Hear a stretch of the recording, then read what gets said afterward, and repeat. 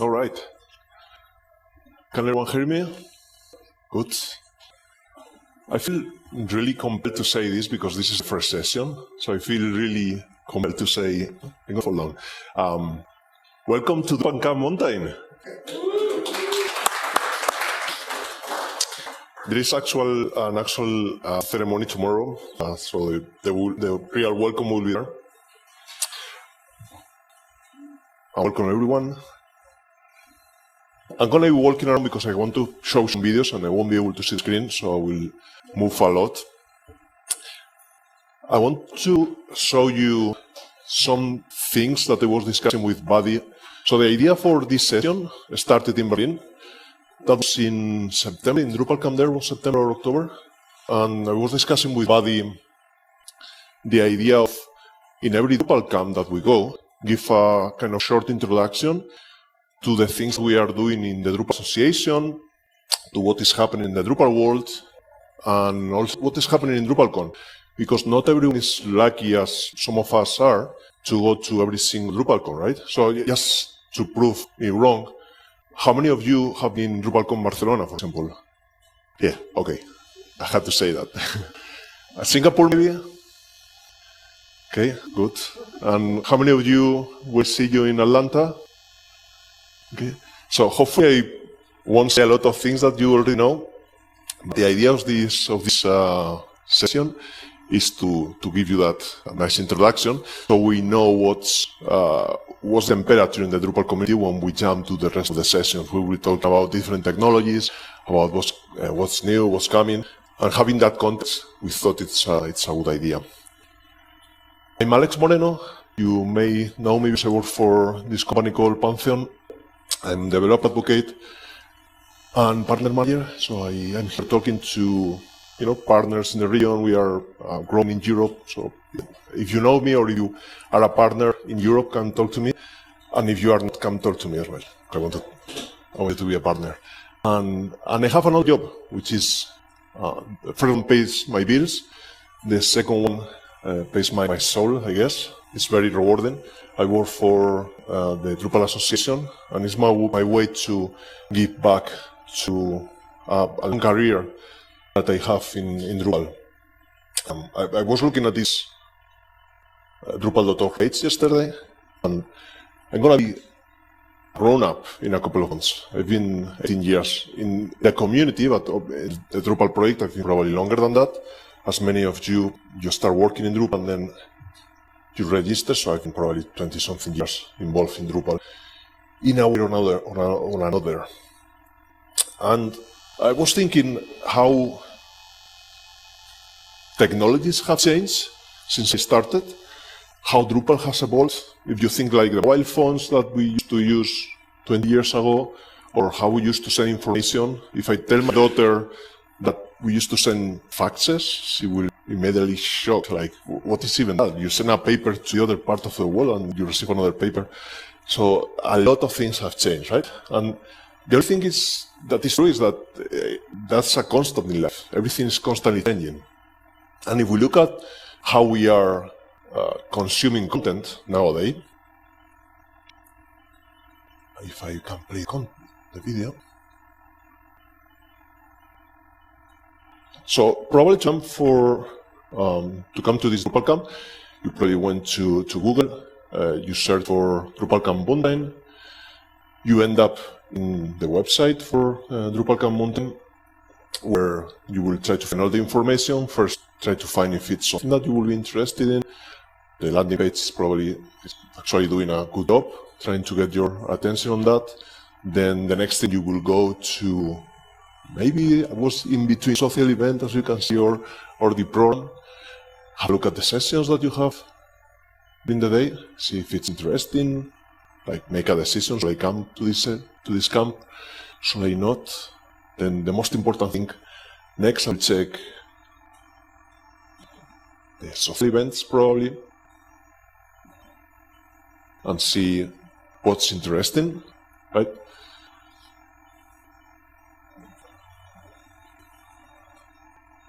Check what's happening in the camp, check what's happening every day. There is a social party, tonight have the Plus Awards, Okay, I have made my decision. I'm gonna come to Drupal Davos.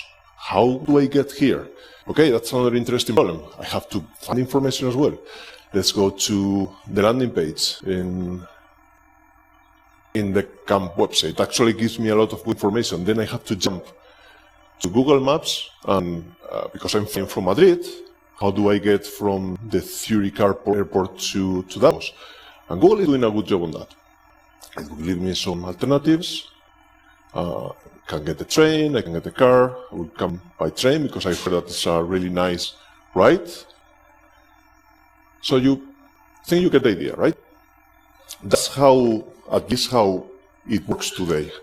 Oh yeah, and you need to find a place to sleep, right? You see how many places do you have to go nowadays to find the information that you want or you need? So it's not necessarily ideal, right? But that's how it works today, nowadays.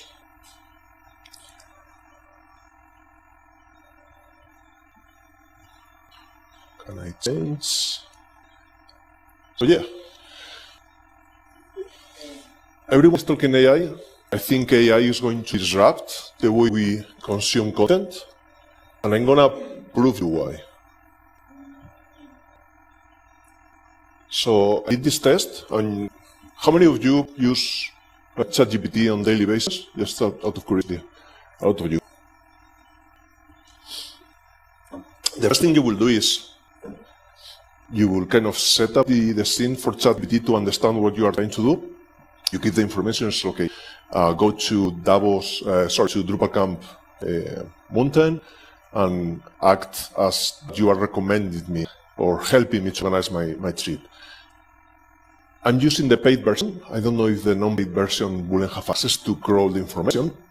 But the interesting thing is that it's going to give me the full schedule, right? From the same tool, I don't have to go to any other website. It's okay, give me whatever you know about the sessions. And in particular here, I'm asking for the artificial intelligence sessions because I'm interested on that topic, that subject.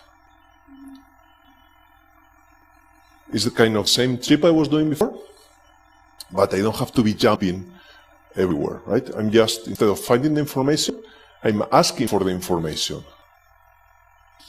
I don't see what's happening now. Oh yeah, now I'm again, without moving from the same tool, I'm asking ChatGPT, okay, I'm decided I'm going to go to Davos. Give me some recommendations, where should I stay? And to me it's amazing. It's giving me all the information I need without moving from ChatGPT itself.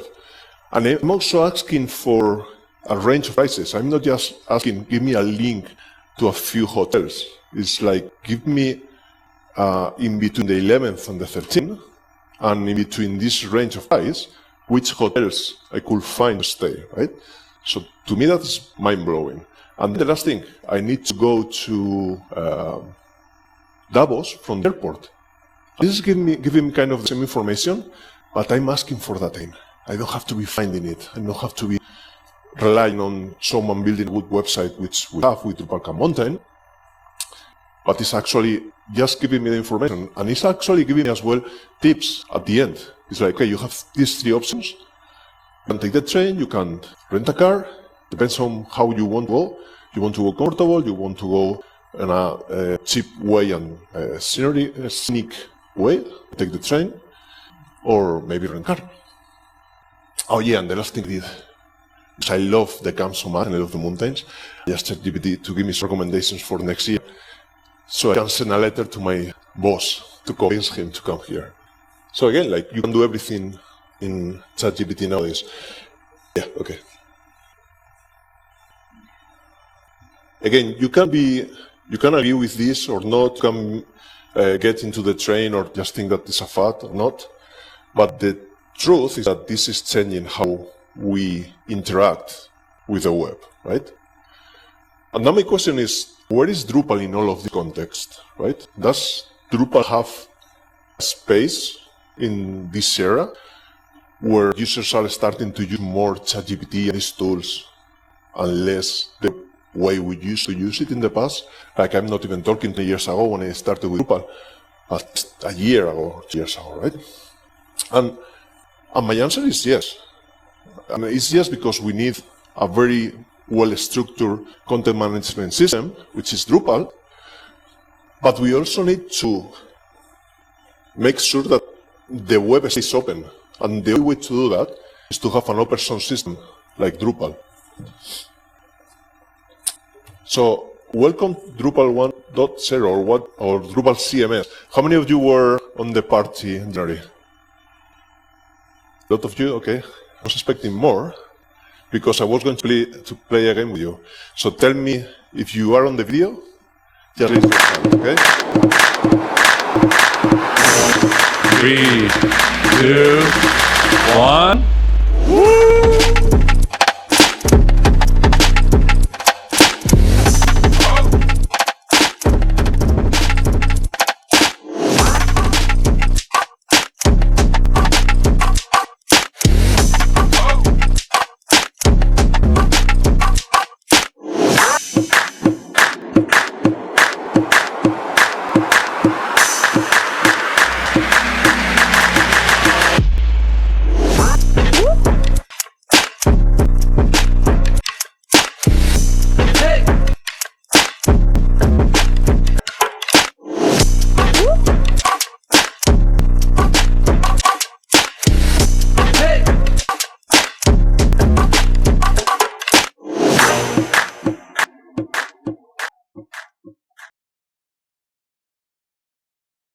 Something that was created by One Internet. So thanks again, Buddy, thanks One Internet to allow me to play this here. Okay. So I'm not going to go into a lot of detail of Drupal CMS because actually we have Cristina Chumillas in the camp. I don't think she's here.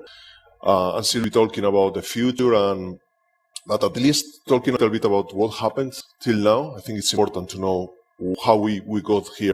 And this is a journey that started a year ago when Dries started talking about Starshot, but actually it started long before when we were in Pittsburgh and we were starting to talk about innovation and discussing how amazing is Drupal, that we've been here for 20-something years and we are still innovating, but we are kind of on a moment where we can agree that we are not growing, we are not going down a lot, but we should be growing, right? Because internet is growing and we should be, again, be the ones that grant that the web is still open, right? And we have the open CMS and the open web. So in Pittsburgh, we started the initiative. We discussed a lot about innovation, did a lot of work. So in a way, Drupal CMS and Starshot started, or the seeds started there. Again, Cristina will be talking about CMS, I think it's tomorrow. And I want to show you, related to the launch party, some familiar faces that you may find here. This video, I have to say, it was not recorded for this camp. So if you hear something like other camp, just do like that, okay? But I asked Dries permission to record this or to play this here because it's just 1 week old. So I think it's pretty relevant. So let me play the video. And again, when you hear England, just hear Drupalcon Mountain. All right, that's us. Are we on? Hey, Drupalcon England. Thank you for showing today. And maybe most importantly, thank you for making the launch of Drupal CMS such a success. We did what we said we would do. And it was just really, really nice to see all of that energy and momentum in the Drupal community. And honestly, it meant the world to me. It was so nice to see all of the energy and the passion of so many Drupal contributors and how we all came together to build one of the best and most innovative things that we've done in a long time. And it really shows to me the community is actually strong and diverse and filled with so many talented and driven contributors. And it's not just developers, it's also strategists that contributed, designers, marketers, and business leaders, all people that have big heart and passion for building a better web and an open web. And it also showed me that the community is not afraid to build, not afraid to experiment, not afraid to push boundaries, and that we consistently find ways to adapt and improve, and that we're focused on our long-term relevance and success. So that is really nice because I do believe that we're choosing growth. I also believe that decline is a choice. that organizations and communities can make. But that's not what we're choosing. Drupal CMS has shown us that we're choosing growth. And as I said, that means so much to me. Now, of course, we're not there yet. We have a lot more to do, and we need to keep working hard. We need to add more AI features, and Jamie will talk about that. We have to keep building Experience Builder, because I believe that's going to be one of the big next things. And then we have to keep focusing on marketing and promoting Drupal, because even though we celebrated the success of Drupal CMS as a community, I don't think many people outside of the project have paid attention yet. So we have a lot more to do. Now, I'll talk about all of these things and more at Drupalcon Atlanta in just a few weeks, and I really hope that you'll join me there. It's going to be a lot of fun. I have some nice things to reveal as well. But for now, most importantly, I want to ask you to get involved. I want to invite you to help make Drupal CMS and Drupal more broadly a success. So please, please, please do get involved. Well, I wish you a great event, and hope to see you soon. Thank you. All right, that's are we on? So again, this was not recorded for the camp, but I asked Dries, and he was very happy to translate that message. I didn't want to ask him to record it again because he's a busy man. He's talking about a few things. One of them is Jerry Abrams. We don't have him, obviously, but if you can watch his session in Drupalcon England, it's really cool. He's talking about swarms and really cool things about doing AI. I think we are in the vanguard of our technology. No other CMS is doing how many innovation things, right? And then the other things that he's talking about is artificial intelligence and experience builder. We are gonna hear in this camp as well. Frederick is talking about or having a workshop about artificial intelligence, and Laurie is coming as well to talk about experience builder. With your involvement, don't think anyone here doesn't know that, because most of you have been in the previous Drupalcons. We are committed to the project and to the community. And the other thing is, it's a success, right? 1,000 people, because we have 800 something, then a lot more people offline on rooms, etc. But was it? Like, as Dries was saying, we are doing a lot of noise in our own communities. But that noise doesn't leave our bubbles, right? And I think that's a big problem. We keep coming to these camps, which are amazing. We make friends. We meet old friends. But we keep preaching to the convert. We need to do something about this. We need to leave our bubble. Right? For example, there were no PRs, or pretty much no news outlet cover the land. And all the noise that we have in social networks, everyone in LinkedIn was talking about that. But actually, this is our social networks. If we leave our social networks, pretty much it was no noise. It's like the tree falling in a forest, right? No one was hearing about that tree, which is very sad. And this is where Drupal Association has an important role to do. Before I show you the next slide, how many of you can tell me just one of the things that the Drupal Association is involved, how the Drupal Association helps the project? Come on, be brave. Give me one or two. Martin, Brain's here, so you are cheating because you are part of the board as well. Someone is not part of the board.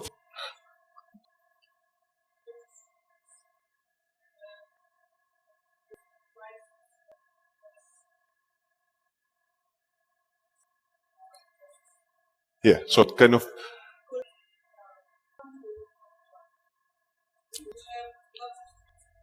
Mm-hmm. Yeah, I will. That's a good idea. I will repeat for the microphone. It's like promoting students to come to the camps. That's something that we've been discussing these days. I was more asking for what nowadays the Drupal Association is doing. But this is kind of something that the DA as well thinking about. Yep, good one. Providing the infrastructure. Yeah, I will just jump to the slide. And providing the infrastructure is important. Maintaining Drupal.org is very important. Fighting spam, for example, is something that Fran, for example, from the Drupal Association is daily involved. You can imagine how much spam we have in there. supporting the global Drupal community. I have a message as well from Tim Doyle, from the CEO from Drupal Association, and that was recorded for this camp. All of this is like things that happen after Dries created the Drupal Association. The origins of the Drupal Association were actually Drupalcon. And it was a very interesting fact because Dries started organizing these Drupalcons with his own credit card, which is far from ideal, right? So at some point, this grew too much, and it's like, okay, I have to find a way to organize my financials a bit better.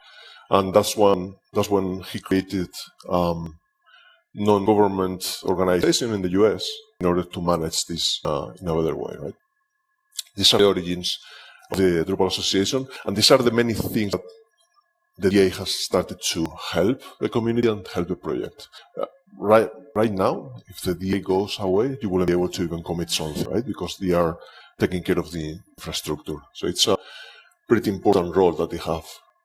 Things like the new website. Everyone realized that we have a new website in Drupal.org, a new design, beautiful, right?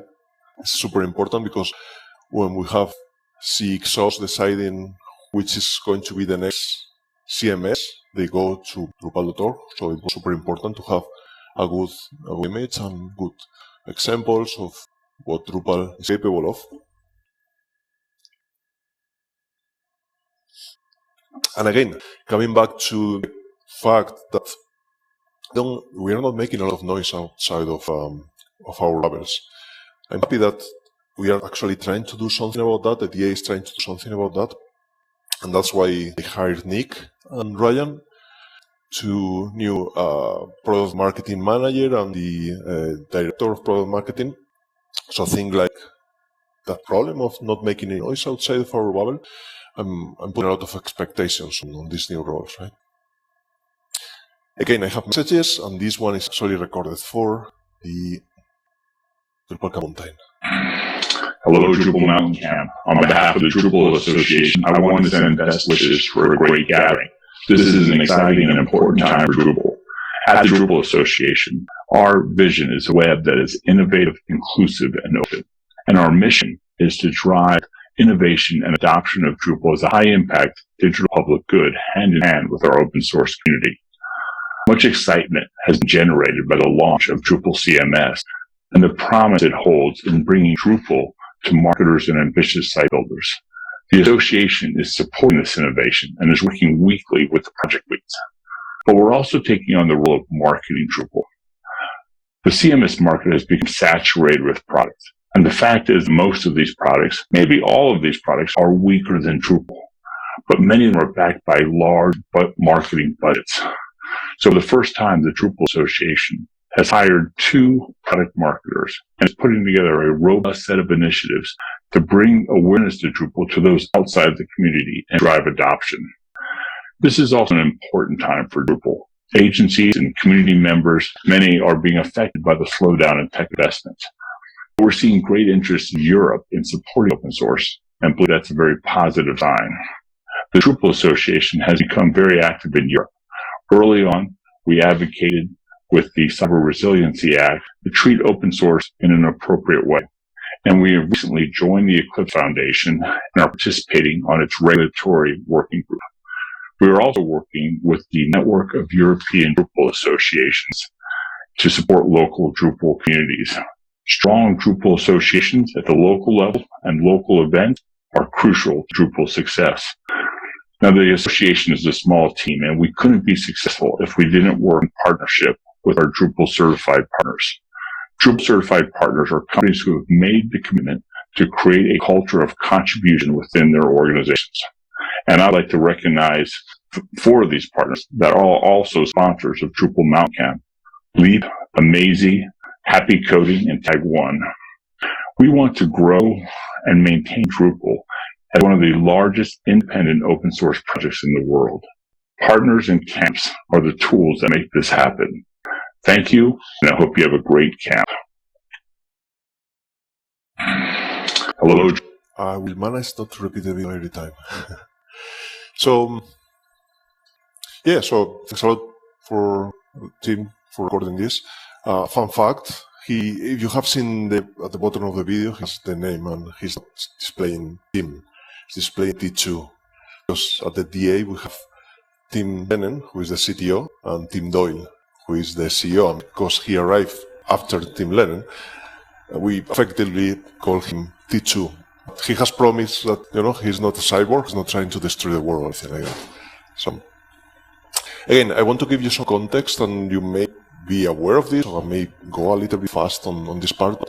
Drupal is governed in a way by two different bodies. One is the Drupal project governance, that Dries, as you know, is the founder and the project lead. And he's normally in charge of the Drupal core team, right? When the CMS initiative started, he took care of that. He actually stopped his work because he as well that he's the CTO of AMYHPM. Not anymore. Like 12 months ago, he decided to move, and all his responsibilities were focused on the Drupal CMS, which I think is a really good thing, because we need his leadership for this, right? So having him more focused on the project, what is feeding at as well, Akia and Pantheon and Amasi and everyone in the market, was far more important than that. And actually, he has stepped down from his role as CTO, and now he's fully focused on Drupal and family stuff, which I think is amazing. And then you have the other governing body, which is the Drupal Association, which I already introduced before, and you already know. As I mentioned, I'm one of the 2 community elected members. I got elected in October, so thank you very much, everyone, for those that voted for me. Being community elected means that we are, and that I learned after I joined, I am voice of the community. So if you have anything that you want to bring or you want to say to the Drupal Association, I'm going to be around today, so you can tell it to me. And as I said, Imre is here as well. So Imre is not community elected; he's nominated, because he brings a lot of value to the board. And one interesting thing that you may have thought these last months, especially with all the, I don't know how to call it, noise on the other open source community. I can't make this WordPress. Will it happen the same in Drupal, right? And actually, it shouldn't. We have some safeguards in place. For example, this is not a benevolent dictator in our community, and every year he's actually voted for the role that he's playing in the Drupal Association in Drupal, right? Is that correct? Every year is voted for this. So in a way, if he goes rogue, like what has happening or what is happening in WordPress, the members of the board could vote him off from the board, so he wouldn't have the power that he has in Drupal. But yeah, this is kind of the structure, the board of directors. Tim Doyle is the lead of the DA, and then we have a lot of people. The DA, I think we're 14, or they are not anymore. It's say we because I work for the Drupal Association for a year, but not anymore. So, just to sum up, the role of the Drupal Association is key, right? And there are several ways in which you can support. Again, I know that you know this. One of them is going to Drupalcon, because it's still a huge part of the income for the Drupal Association. We're trying to make that income lower, not reducing it, but making other ways of income bigger, right? To make this whole project more sustainable. You can have your membership that contributes to the DA as well, the Drupal Certified Partner. There's a recent initiative, which is the Adopt a Document, which Lenny is leading, and that brings money as well for the DA in order to work in innovation and continue working on things like Drupal CMS. I don't know if you realize, Drupal CMS wouldn't be possible without people like Fran or Brennan or Neil, with all the work that pretty much they had to stop what they were doing and focus on having everything ready, the infrastructure and everything else for the launch. I want to bring this to the table as well, because it's another problem that we have.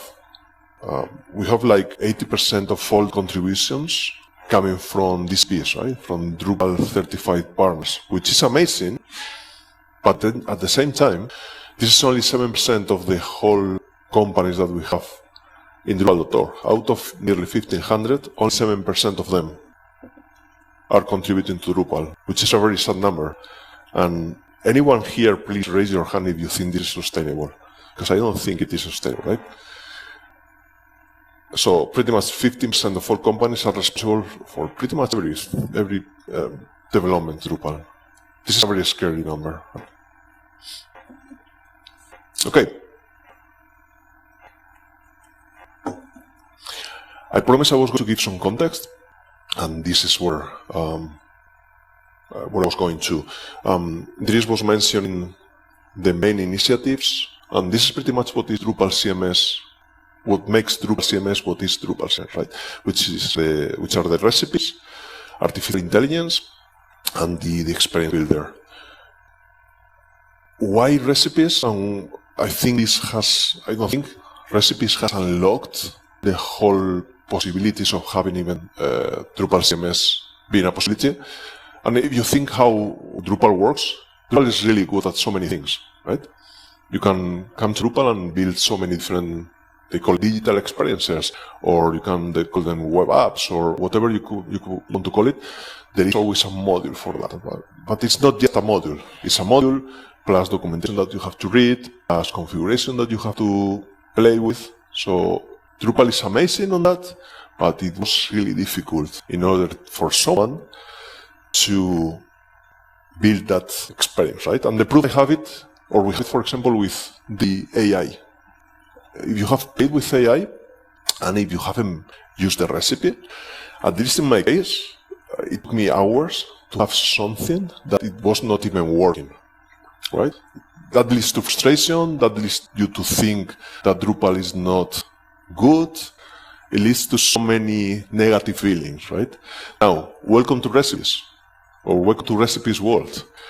I started that second approach, and in pretty much 30 minutes, less than that, I had what I couldn't do in hours, right? And I think I'm an experienced Drupal developer. So if this is happening to me, imagine this happening to any user coming to try Drupal, right? So that's kind of why recipes is so important for Drupal CMS. It's kind of bundling years of expertise and modules, content, configuration in a very simple way to unleash experience.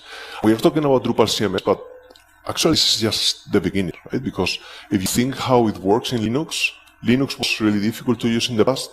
There were just a toy for geeks, and that changed completely when other companies like Ubuntu, they started to make things a lot easier. So Drupal CMS could be the first of many, and we could have many flavors of Drupal CMS or Drupal, and have solutions for many industries or many other examples. So if you want to help, we need your help. There are many tracks and many recipes where you can jump in, or you can just propose your own recipe. Again, there are many examples out there. We used to have in the past the distributions, but I don't have to tell anyone here that distributions were far from ideal. They were clunky and they were difficult to maintain, and you will end up with problems years after you used that. That is kind of fixed with recipes, and we have a lot of companies like Lulabot, we have 1x Internet. I can mention all of them, but the idea is that we are putting their expertise on things like artificial intelligence, search, SEO. We are putting that on the hands of everyone, right? We are making Drupal a lot easier for everyone. If you are interested, there is a session on Thursday by Sasha, and he will go a lot more in detail on recipes. I have a video on intelligence. I will show you, yes. We have time, right? This is Drupal CMS. I haven't had to install and this video is coming from 1x Internet again, by the way. And out of the box, you just have things like, hey, chat box where you ask Drupal, give me some text to explain what is the Drupal Association. And in just a few seconds, I have my text ready. So show this to any content editor out there, and he's gonna, He's gonna love Drupal. And now let's add an image, right? And let's select the image, and let's do something which you will expect that have an alternate text. And you don't even need to do that because AI is doing that for you. If you haven't seen it, the image was uploaded and just press the button, and the text was describing the image without having to have any input from the editor, right? This is the kind of capabilities that AI is unleashing. I'm not going to play the whole video because, yeah. But this is just one of many, right?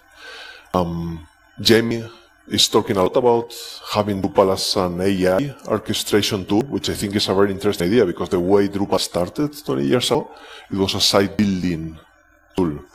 In a way that someone without experience or without knowledge of how to develop something, he will come to Drupal and he will build a tool, or he will build a website, again without development knowledge. It could be the next tool for people interested in building AI tools to use Drupal, right? And suddenly unleashing a lot of people that capability. And if you mix this with CE, the all actions module, which now is, then the possibilities are, enormous. Have anyone played with the AI chatbot, or have you seen you have been all in Drupalcon, you have been the capabilities. You are having just a tool that you ask for, hey, Drupal, install me a module. Hey, Drupal, create this page for me. It's even capable of creating views now, which was a complex thing, right? This is changing as well the way we interact with Drupal. You don't need to go into Drupal. It's like, oh my goodness, what is this? It's so complex. I need to go there, read some documentation. I can ask just Drupal, what can I do with this? And Drupal, the chatbot, is going to give me some recommendations. You can create content types, you can create, and then continue the conversation, right? So the way we are interacting now and the way new users are interacting now with Drupal is changing as well. Again, the session from Buytaert, it's today, right? It's at 1. Super recommended because he promised he will be showing some code as well.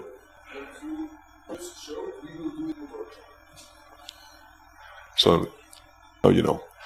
And yeah, Experience Builder. I won't go into any details. Lori is here as well, so we are super lucky to have him around. Experience Builder is very important. It's the other key ingredient in Drupal CMS, because while the recipes were unleashing all this power, this capability, Experience Building is bringing something that we really need in Drupal, which is making the UX a lot easier for editors or for new people. And we've had a lot of discussions in the time with using Gutenberg, using Layout Builder. Laurie actually spent a lot of time investigating all the possibilities, and I wouldn't miss his session as well. And just to finish, we all know that Drupal was named as a digital public good. What we don't all know is that it has been highlighted as in the book that they published, is the Digital Public Good Alliance, which was published in 2024. It's on page 24, so if you're interested, go there. I think it's all good news for Drupal because it's putting Drupal on the spotlight. So again, trying to reach outside of our bubble. And I don't want to leave without playing a message from a good friend of mine, who's Tim Doyle, and he's the CTO of the Drupal Association. Hi everyone, I'm Tim Lennon, the CTO of Drupal Association and Testanet on Drupal.org. I want to echo the thanks of our CEO Tim Doyle to all of you who support our work and those who contribute to Drupal. I'd like to invite you to participate.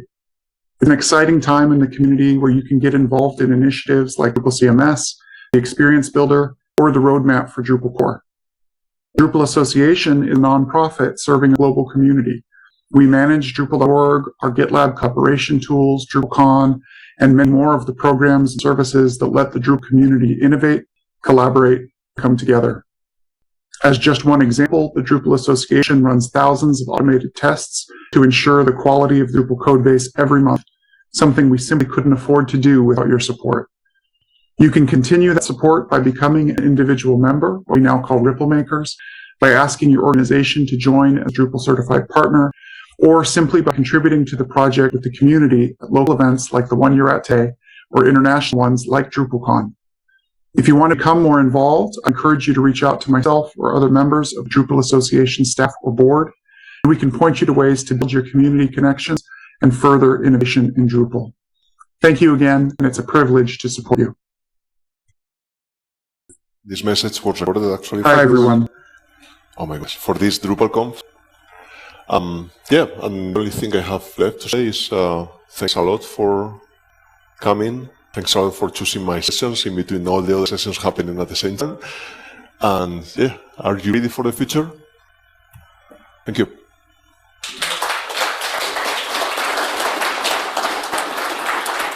I don't know if you have any questions. I'm going to be around today. We can chat outside if you want to discuss things around the Drupal Association or any other topics. As I said, it's all here. So.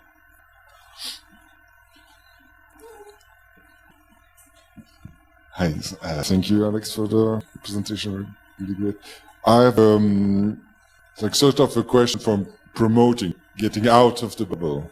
And one of the points is, well, how can we show we are, or are we the largest open source contribution, open source contributed project? How do we measure it? How do we compare it to others? How do, this question comes because I saw last time that, for example, GitHub publish which are the projects that are that on the GitHub repo that are the most contributed, but being outside of it, right. So we have the contribution health dashboards, and I've worked on those numbers. I have to refresh them. They should be coming in the next couple of weeks. Month, hopefully before Drupalcon Atlanta. This is giving us some numbers in terms of how healthy is our community, how much we contribute back, etc., etc. It's very difficult to fetch those numbers because, as difference to GitLab or GitHub or how they have everything organized, they have a lot of numbers running. We are running everything on Drupal.org, and it grows organically in a way that you create a node now you create a field, now you create a credit, a field that contains credits. And now you have to go and dig on all that information in millions. I think we are million something users in Drupal.org, and extract that information across years and years, right? So it's challenging to extract that information, but I think it's something that we need.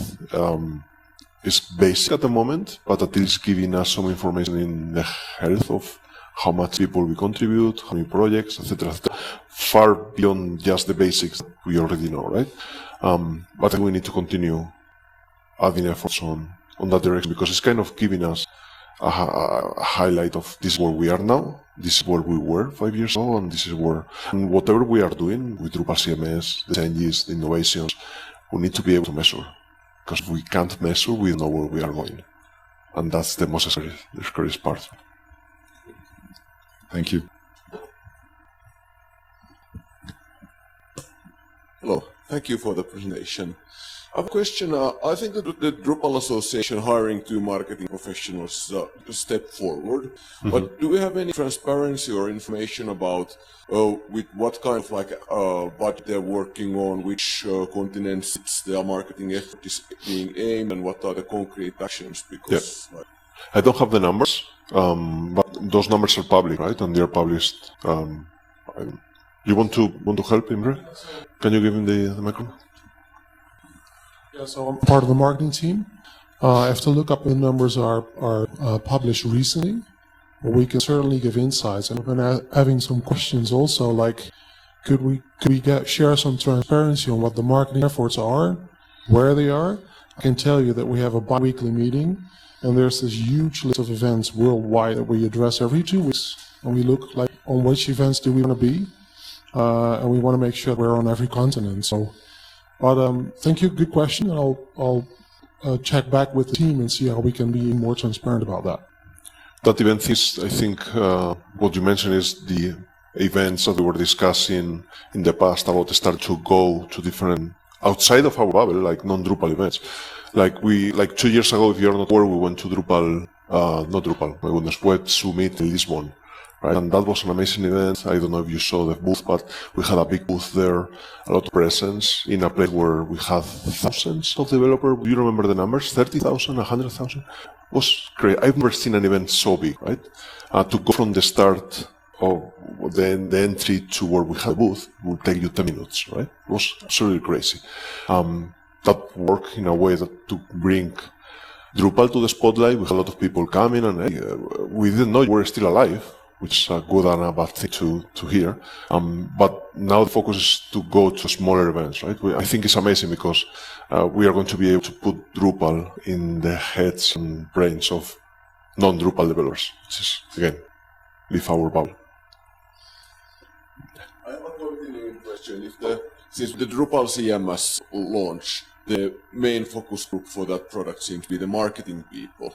So is there any aim to go actually outside the bubble of the developers and go to the marketing-related events? So certainly, so there's a list I was talking about are non-tech events, or they are tech events, but certainly business and marketing-related events, like in Mexico and Germany. There are several ones in Asia even. So if you have events on your mind that are not tech related, but you think that we should be, we cannot attend all of them as a Drupal Association, but there are local communities that want to attend those events, and we can collaborate. So to answer your question, yes, there's definitely business events that we're attending now. I'm sorry, Imre, I was not planning to keep you that busy. I'm going to be around here and Imre as well the rest of the week. I'm leaving today, but if you have any other questions, I'm happy to chat after this. Thanks a lot.